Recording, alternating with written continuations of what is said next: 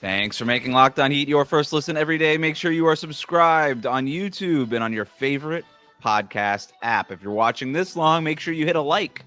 Hit that like button here on YouTube. Make sure that you are subscribed.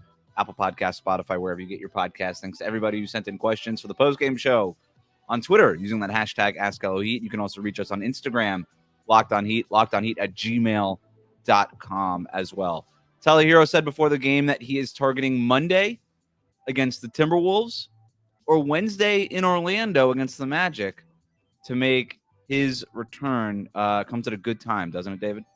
Absolutely. I saw a lot of people saying that tonight's game was indicative of how much the Heat have needed Bam and Tyler both. I don't know about that. I don't think Miami's problems were mostly on the offensive end. So I disagree with that overall statement. But that's not to say that Miami hasn't needed that go-to bucket getter. They certainly could have used some of that in the fourth quarter and the spark he provides. Again, I think if there's been a recurring theme for all these spate of injuries that Miami has been dealing with, it's the fact that Miami's depth has been their biggest strength. They keep finding players to step up and produce and things of that sort. So once you get these guys back and healthy, you'll be able to, in Spo's words, just see what happens. Try anything and see whether or not it works. So absolutely could have used Tyler tonight. I think it comes at the right time. I can't imagine him traveling to Orlando in his first game back, though. I guess it depends on how far away Orlando. Why not? How often do players return to action in an away game like that? I don't know. That just seems a little untypical. No, it would be. It's the eye test here, right? It just never feels like that's the case. If they were playing like in Utah, but it's like it's Orlando. It's like basically a home game. I don't know. Fair enough. Fair enough. I disagree with you in like I thought if you would have had Tyler Herro in this game, maybe he cuts off the bleeding a little earlier with a much needed bucket, and it doesn't quite get 33-8. You know what I mean? Or with Bam, I mean, defensively, I mean, no, forget it. Vucevic doesn't do what he did tonight if Bam's in there. He might have a good game. Vucevic always has a good game against Miami. But he doesn't do that. And you're not letting, Ayo Dosunmu and Kobe White get to the basket whenever they want either if Bam's back there. So the Heat win this game if Bam's playing. But yeah, you need these guys back soon. But we're talking about Tyler Herro because we still don't have a timetable on Bam, although it sounds like he's going to be back before the end of the month. So it could be one of these games or it could be a game after that. But Tyler Herro is targeting either the Monday game or the Wednesday game. They need him back. And if you think that this is the game, I'm not talking about you, David. I'm talking about like the general you, viewers you. If you think this game is the game where it was like, oh, wow, it's apparent that they missed Tyler Herro, then I don't know what Heat games you've been watching over the last week and a half. Because it's been apparent for a minute that they missed Tyler Herro. As good as everybody has been, Duncan Robinson, Jaime Jaquez Jr., you can always use more. And the Heat could certainly use more. They can use Tyler Herro, whether or not it's coming off the bench or starting again. So I think it's great news. Interestingly enough, it's going to be his 18th or 19th game in a row that he's missed by the time he comes back, depending on which game it is. He's going to be ineligible for any season awards. No All-Star. He's ineligible. The NBA has now the 65-game minimum. He's not going to meet that.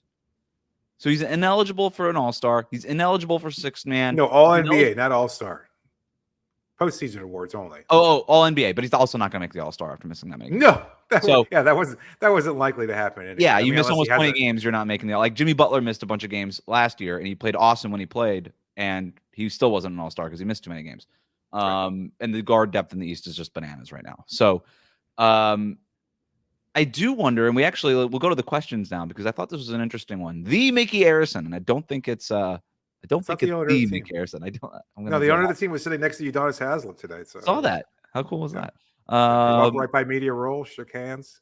Still a man of the people. Yeah, you do. Nice, you do. The Mickey Arison on Twitter writes in, and by that point, hopefully Heat staff gets it through Tyler's head that he can't make All NBA or All Star after missing that many, and takes the sixth man role back. It's an interesting concept. If all these individual goals are out the window this year, does it almost just humble Tyler Herro a little bit more to the point where, and by the way, I disagree with the notion that you can't bring Tyler Herro off the bench because he doesn't want to. All right. I don't buy that. That's not Heat culture. That's not how the Heat operate. I just don't buy it. It might not go over super well, but he'll do his job. He always has. And so if it doesn't go over super well, I don't really care. If he's a little unhappy, I don't really care. And I don't think Eric Spoelstra really cares. I think but I do wonder if just the general being like, okay, it's all just sort of like whatever now. It doesn't really matter because I can't win any of these awards anyway. Maybe I'll just do it. Maybe I could. I don't know. I think he would say that it was never about those awards and that recognition. Anyway, it was always about team success. But it's also a driving factor at the same time. He's trying to create his legacy. He's trying to establish who he is as an all-time great. Like that's what you go into this league. That's ultimately the goal. You want to be able to carve out something very clear about who you are, your identity within the context of the NBA. And I think for him, he sees himself as a superstar.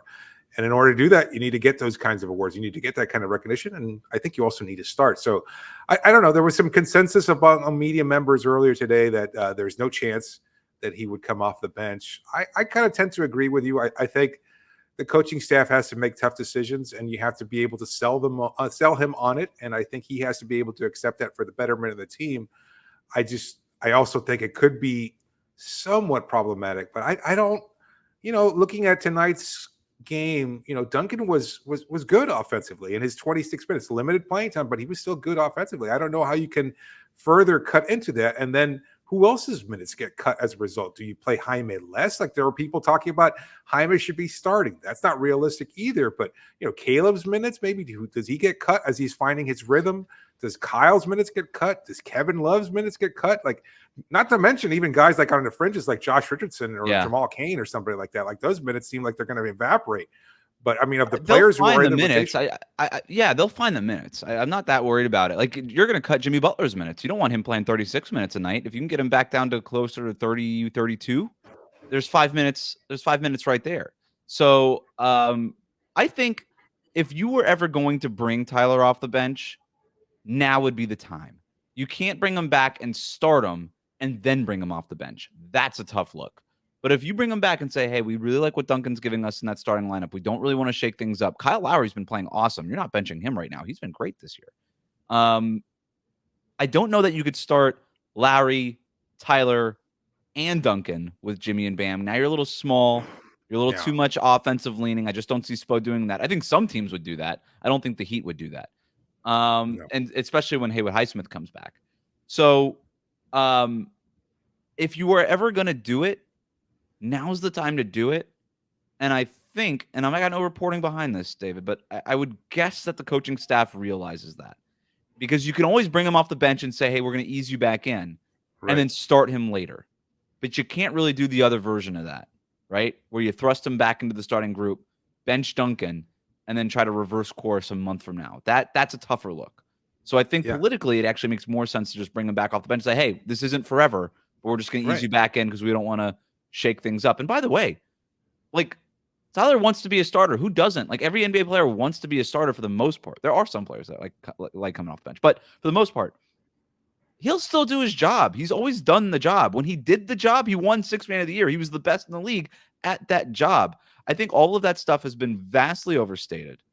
But it is something that the Heat need to consider going forward. No, all right. It's a good point. I think it does make things a lot more smoothly because then if you bring him off the bench again and run a minutes restriction, we don't want to throw you out into the fire too quickly.